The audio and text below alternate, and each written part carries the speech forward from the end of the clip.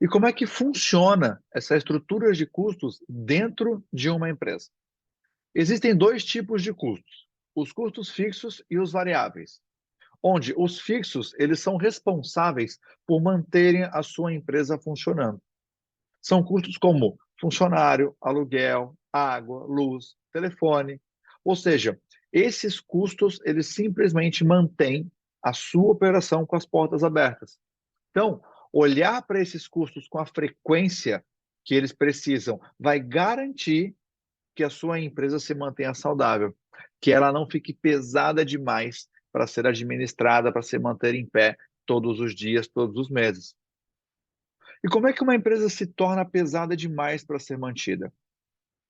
Como é que você aumenta uma estrutura de custos sem, se você perceber, sem que o sócio perceba, ele acaba inflando, inchando a tua empresa? Isso acontece com algumas decisões que os sócios tomam, né, sem prestar atenção, sem perceber, ou muitas vezes sem fazer um planejamento. Por exemplo, eu tive um caso que um empresário ele alugou uma sala para fazer uma sala de reuniões.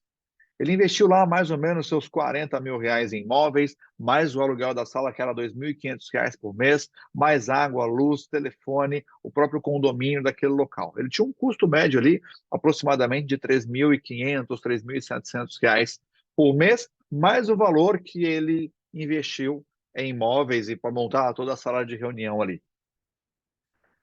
Só que tem um detalhe, ele investiu esse valor, só que ele não usava a sala de reuniões com frequência.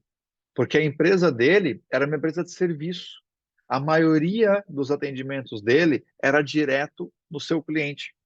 Ele fazia, em média, 3 reuniões por mês.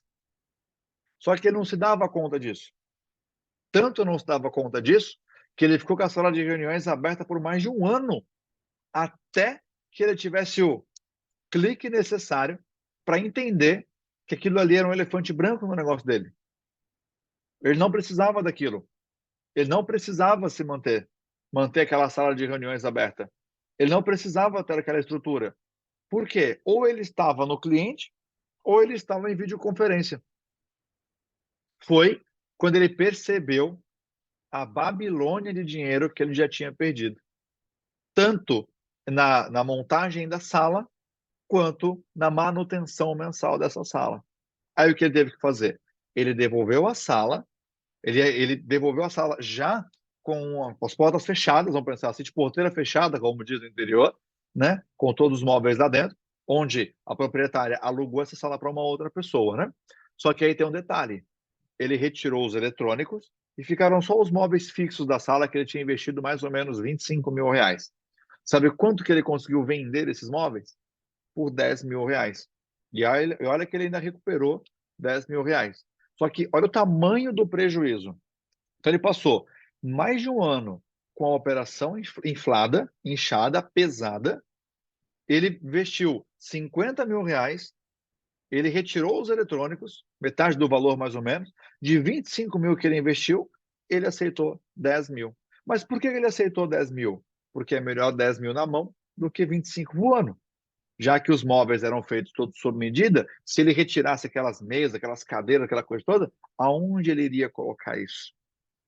Ia virar dois elefantes brancos ao invés de um. Então, contabiliza o prejuízo e vida que segue. Deixa a tua operação, reestrutura o teu negócio e faça com que ele cresça novamente. Só que, olha o tamanho do prejuízo que isso gerou ao longo de um ano e pouco que ele ficou com essa sala, literalmente sem utilização. Literalmente sem utilização. Fazendo 3, 4 reuniões por mês.